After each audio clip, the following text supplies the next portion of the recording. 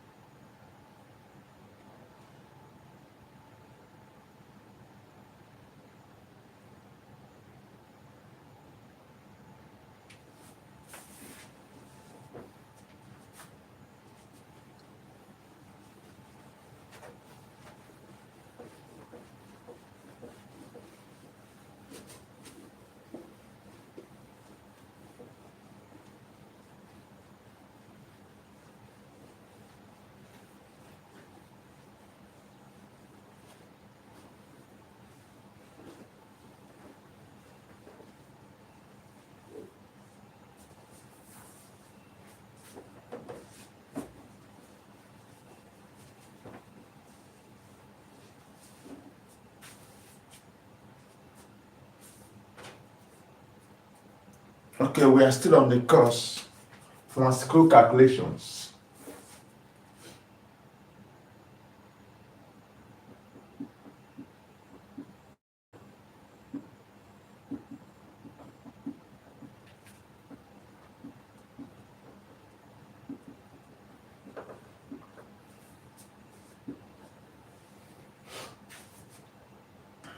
So let's go to the second question. This second question, the first question was solved in the previous video. Please check it out in the YouTube channel. It's uploading now. So we are in the second question for today. The questions is taken from Pharmaceutical Calculations by Howard C. Ansel, 14th edition. The topic is isotonic solution. Then from practice problems, page 189, practice problems number 4. So let me write the question on the board so we can take it up from there. Please, as we solve these questions, if you have any question, please feel free to chat it, to drop it on the comment, on the chat section of this live video. I will attend to you. I'm seeing on the live chat here. Real time. I will attend to you. Okay. So here is the question.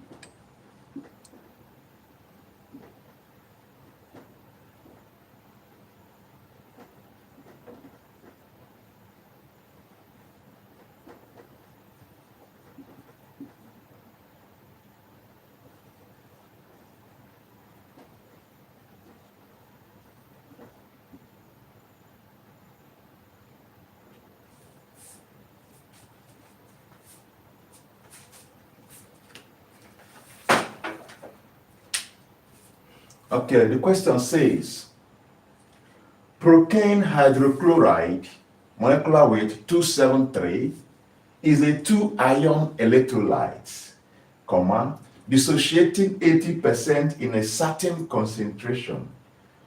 A. Calculate its dissociation factor, that is the I factor. B.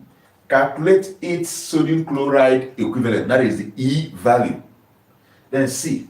Calculate the freezing point of a molar solution of procaine hydrochloride. Now, to solve this question, remember about electrolytes, dissociation of electrolytes. Procaine hydrochloride is a 2-ion electrolyte. So if it dissociates, it will yield 2 ions, and it has 80%. So that means initially everything in the system is just 100%. But when it ionizes, only 80% of it will ionize. But because it is an electrolyte, the equal percentage, 80% of it ionized, it will yield 80% of the 2 ions. Because if 2 moles let's say 2 moles of sodium chloride ionizes, let's assume it ionizes, it will definitely yield 2 moles of sodium ion and 2 moles of chloride ion. So this one, 80% of it ionized, so it will yield 80% of the 2 ions involved.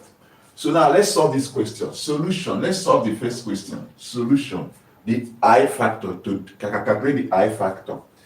Representing the 2 ions of this procaine hydrochloride as, let's say, XY. So if this ionizes, representing everything here as X, Y. If this ionizes, it will yield what? X and what? And what? Y ions. Say S and say what? Y ions. This represents their ions in this. Now, what happens is this. Initially, before the ionization, everything is complete in the system. You have 100% complete in the system. Initially, before ionization, this is before what? Ionization.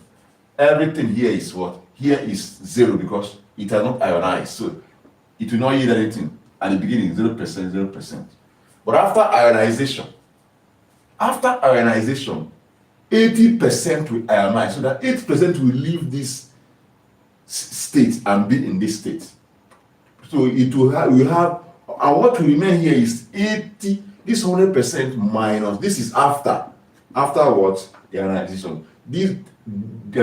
Dissociation is okay, it's certain. So here is what? 20% will remain. But 80% of this will be yield, and 80% of this will also be yield. So, to calculate the I factor of this, I factor is simply the ratio of the total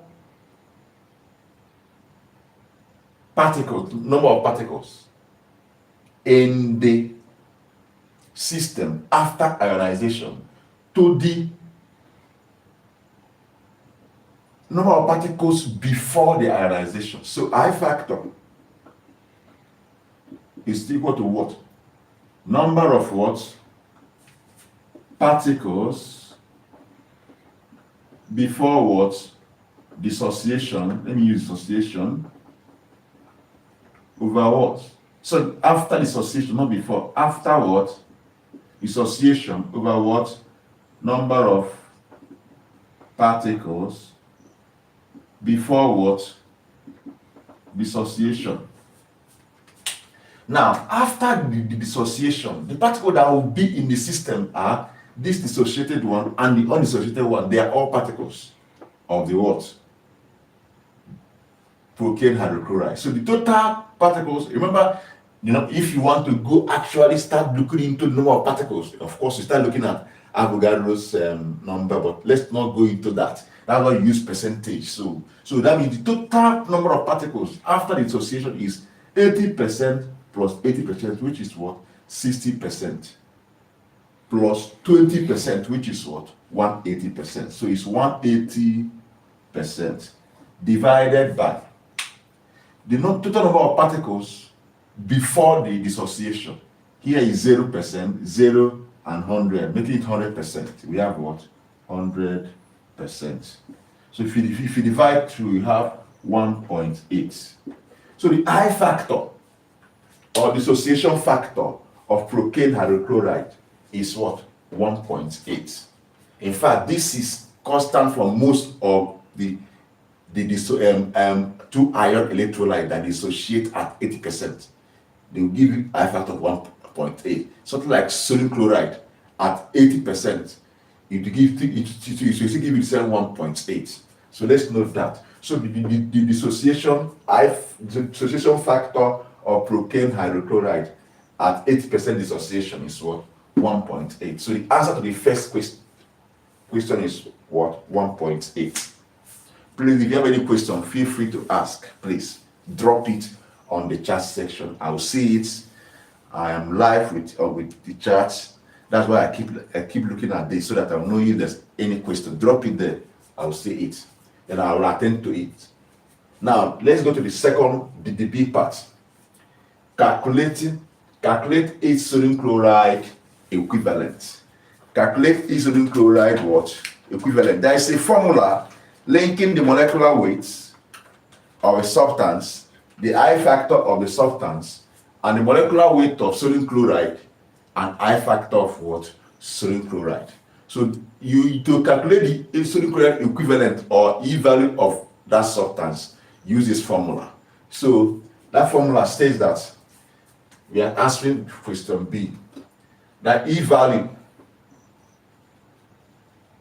or sodium chloride equivalent of a substance is equal to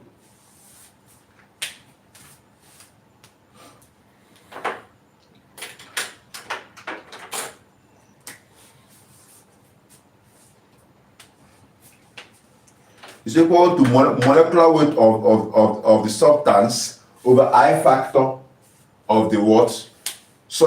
Molecular weight of sodium chloride. Molecular weight of what? Sodium chloride over I factor of what? Sodium chloride times I factor of the what? Substance over what? Molecular weight of the what? Substance. So sodium chloride equivalent of E value of a substance is equal to molecular weight of sodium chloride divided by the I factor of sodium chloride times I factor of the substance divided by molecular weight of the what? Substance. This will give you the sodium chloride equivalent of a substance. The molecular weight of the sodium chloride divided by what? I factor of sodium chloride times I factor of the substance divided by what? Molecular weight of the substance. From the question, we are given the molecular weight of the substance, so that one is not an issue. So we are done. We are good with this. We are also given we calculated the I factor of the procaine hydrochloride. The substance in here now is procaine hydrochloride. We have calculated the I factor to 1.8, so it should be here.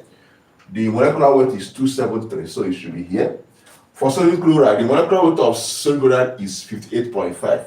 Remember, from the relative atomic mass, sodium is 23, chlorine is what? 35.5. 23 plus 35.5 will give us 58.5. So we are good with this. Then I factor of sodium chloride, I mentioned I factor of sodium chloride here. I said that I factor of sodium chloride is what? 1.8. 1.8. It average is associated at 80%. So we peg it at 1.8. With this, we can calculate the E value of this procaine hydrochloride. Procaine hydrochloride. So let's do it. The E value of procaine hydrochloride is now equal to what? Molecular weight of sodium chloride is what? 58.5 over I factor of sodium chloride is what? 1.8 times molecular weight I factor of procaine hydrochloride is 1.8 over molecular weight of procaine hydrochloride is what? 273. If you cancel out, we'll get something like this. Let me use this one. If you cancel out, we have something like this. 58.5 times, of course, 1.8 you cancel 1.8 straight. So let us not waste time. Simply divide 58.5 by what? 273. So the answer is what? 0.21. 0.21. So the E value or sodium chloride equivalent of procaine hydrochloride is what? 0.21.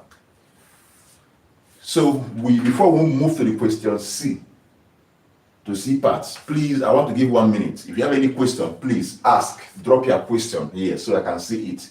I'll give 1 minute for us to do that. The time is 4:02 a.m. So we'll continue from 4:03. I give, or simply 4:04. Please look at these things. If there's any step you don't understand, please drop your question. I'll attend to that. I'll continue with the C part by 4:04.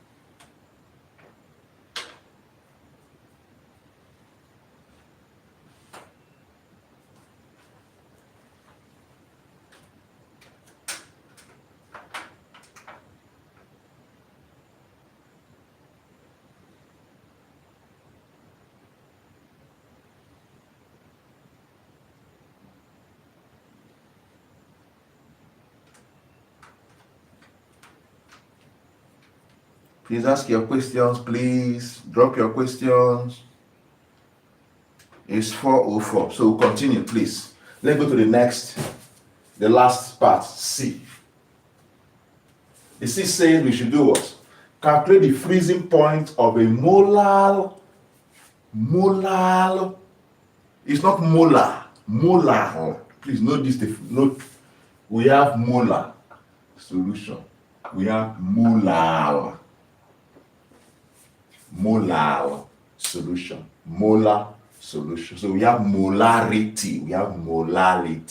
Molarity. So molar is different from molar. We are used to molar in our secondary school chemistry. Molarity is still here, something like mole per dm cube, something like that. Molarity, mole per dm cube, number of moles per dm cube, all those ones. But molarity is different. So molar solution is different. So I will talk a bit on molar solution so we understand this question. Now, when you hear molarity, it talks about is ratio of is simply number of moles of a substance divided by the 1,000 gram of what? Solvent. Number of mole of a substance in 1,000 gram of the solvent. So if water is solvent you're using, you now say that substance is now the solute. So simply say number of moles of the solute in 1,000 gram of the solvent. That's molality. Molality. So molar solution. So if you hear a molar solution, generally this is moles over number of moles over 1,000 gram of the what? Solvent. Number of moles, let me write it here. So here if you see molarity, they talk about moles of what? The solute over 1,000 what? Gram of the what? Solvents. Number of moles, okay? Now, but if you now hear a molar solution, it's simply, remember, if you add solute to solvent, you get solution. So if you hear a molar solution, it talks about 1 mole, specifically 1 mole of what? Solute in 1,000 what? Gram of the what? Solvent. This is a molar solution of a substance. So here the solute here is what? Procaine hydrochloride. So a molar solution. Remember, water has freezing point of around 0 degrees Celsius. So water is there. But when you add a solute, the freezing point of water will be depressed. What it means is that the solution will have a freezing point that will be negative. That will be what? Negative. Let me use sodium chloride as an example now. If you have water, let's assume you get water as a solvent, and you make it and you dissolve 0.9 gram of sodium chloride in, or before you add that sodium chloride, the water has freezing point of 0 degrees Celsius. But when you now add, say, 0.9 gram of sodium chloride inside that water and make it up to 100 ml, it will form 0.9% weight in volume solution. That is 0.9 gram in 100 ml of solution. Now that solution itself, go and check the freezing point will never be 0 again.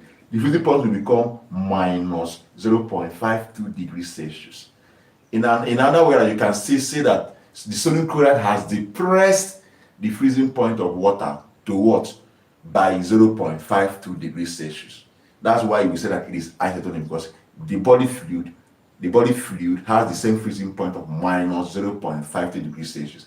Now, you now say that the freezing point of that solution is minus 0.52 degrees Celsius. But the solute you added inside it depresses the freezing point by 0.52 degrees Celsius. Or you can say that it has a freezing point depression of what? 0.52 degrees Celsius. But the freezing point of the solution itself is minus 0.52 degrees Celsius. Now, that's what we want to do here now. Initially, the solvent has its freezing point. If water is used now, of course, here water is what you use here.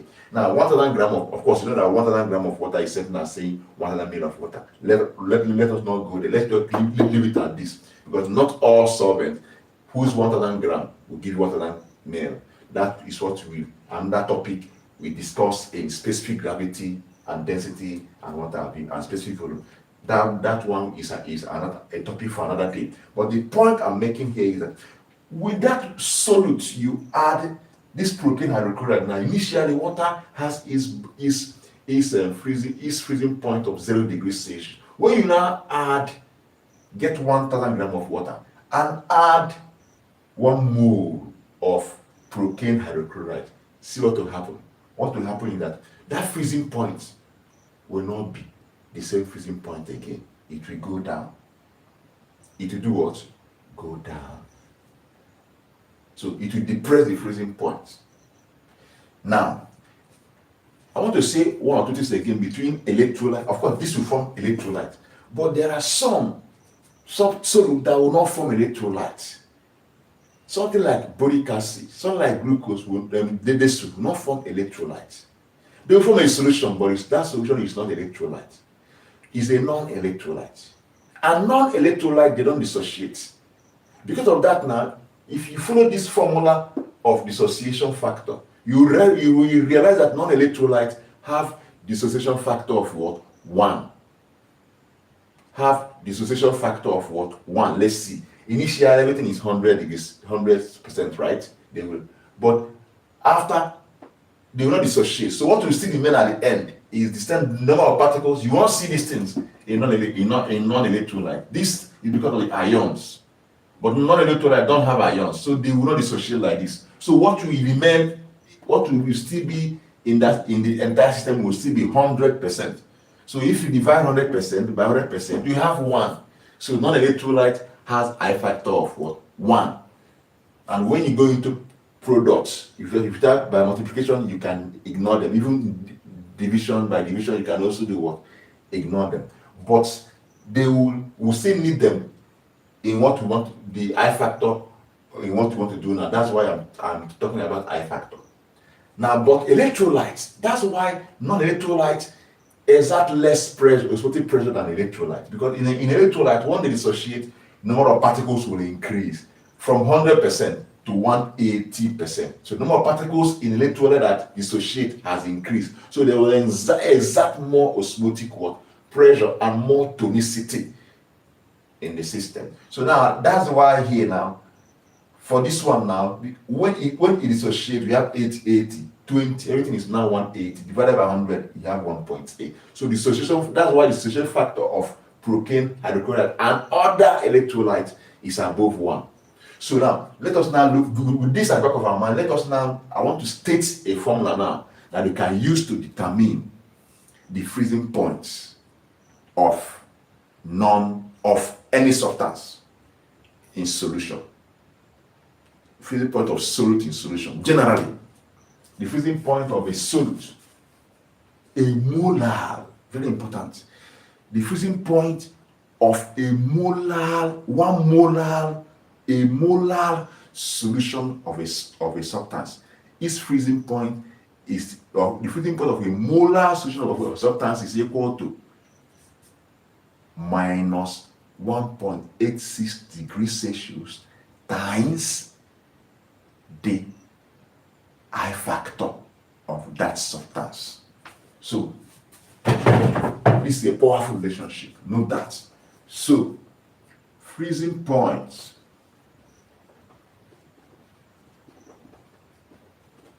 of a molar, or simply 1 molar solution, of a molar solution of a substance is equal to minus 1.86 degrees Celsius times what? I factor of the what? Substance. Please note this, it will help you. Note this.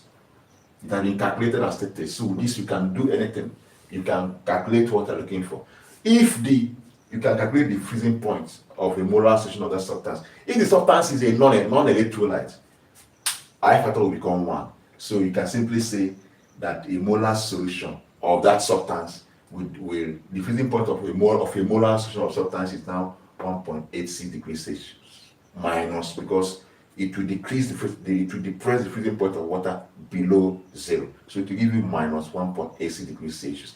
But if it's an electrolyte, you multiply minus 1.86 degrees Celsius by the I factor of the substance. Now, listen carefully. They say this thing now is a powerful relationship that can lead to other things. This is for a molar solution. Remember what I define as a molarity: number of moles of solute over 1,000 grams of what? Solvent. That means the molar solution is what? 1 mole of solute over what? 1,000 grams. But this entire system, the Precious freezing point, has a freezing point of minus 1.86 degrees Celsius times I factor. In another way, you can also say that it depresses the freezing point of water by minus will disappear by 1.86 degrees Celsius times the I factor, depending on how you want to present it. So with this, we can find the freezing point of a molar solution. What if this solution they gave you is not a molar solution? What are you going to do? You may see a question that is not a molar solution. Just know that since you have known that a molar solution is this, you can do your substitution and get what you're looking for. I just pray if you see any question that has to do with that, please, I want you to research more. If you see any question that has to do with that, linking molality of solution with the freezing point depression, that is not necessarily a molar solution, please bring it on. Send to me on WhatsApp on this number. We'll solve it.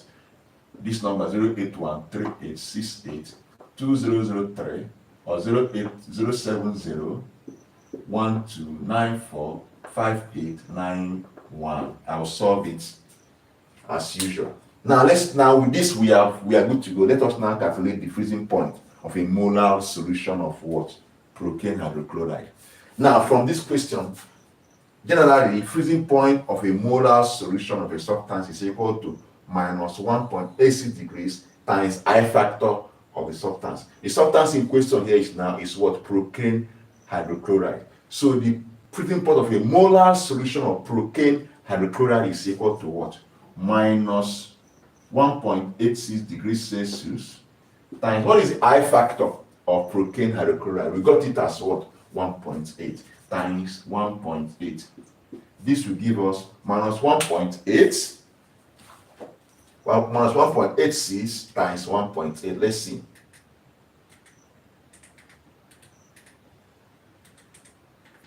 This will give us minus 3.348. Give us what? Minus 3.348 degrees Celsius. Approximately minus 3.35 degrees Celsius. So the freezing point of a molar solution of procaine hydrochloride is what? Minus 3.35 degrees Celsius. Minus 3.35 degrees Celsius. So that's the answer to the question. A part of the question is I factor 1.8. The E value is 0.21. The B part, the C part, the freezing point of the molar solution of procaine hydrochloride is what? Minus 3.35 degrees Celsius. So please, I'll give 2 minutes. If you have any question, please drop it. Drop it on this chat box so that I will answer your question. I give 2 minutes. After 2 minutes, I'll end this class. We will convert again at the time I will give towards the end of the class. Okay. So while we wait for questions, let me shift so you can look at the board and ask your question. I intentionally didn't clean anything here so that we can look at it again and ask our question. While we wait for question, please, I want to let me stand here. I want to make an important announcement. So the first one is that every Saturday, 7 a.m. to 7:10 a.m., I organize academic competition titled Academic Battle with Pharmaceutical the Schoolboy. Registration for this academic battle is completely free of charge and is online. So you can write the exam in any part of the world you are. So all you need to do is to have access to internet and good Android phone or system. Now, the registration is free of charge. The flyers are all over my social media platform. YouTube, once you search for Eternity Schoolboy, YouTube, TikTok, LinkedIn, many of them, and Twitter, Instagram. You can even chat me up on WhatsApp. I'll send you the link and the flyer. Please share this information with your friends, with your colleagues, your children, your students. Someone out there may need this. It's also, apart from the helping our students to grow academically, is also a source of income for them. Please, this money for this academic competition come from free will donation from different people and also from my pocket. Please, you can support this movement, support this mission by donating. Any amount, doesn't matter. 100 naira, 200 naira is something. 300 naira is something. You never can tell how much that small amount of money, much difference it can make. You don't say, I'm a student, I don't have the money. 100 naira is okay. Send it to the account details. Send it to the account detail what is it called, on the flyer. And God will bless you as you help to build our education system in our own little way. So another point of information I want to give us is that the time. Okay, I think I have mentioned the time. The time is 7 a.m. to 7:10, and that's all. Please subscribe to my YouTube channels. Follow me in all these social media platforms I've mentioned, so that you get updates whenever we start our new lecture. But for our lectures, for now, our lectures are on YouTube live between 3 a.m. and 5 a.m. In fact, more part 2 a.m. to 5 a.m. because sometimes we can start from 2. So that once you are awake, always go online, go to YouTube and search. You will definitely see us, or the time we start the next lecture will be there, especially on WhatsApp. You get the information. Please, I waited for 2 minutes. I think we'll stop this class here. We want to observe a short break and we'll come back by 4:30. By 4:30, we'll come back and solve one more question.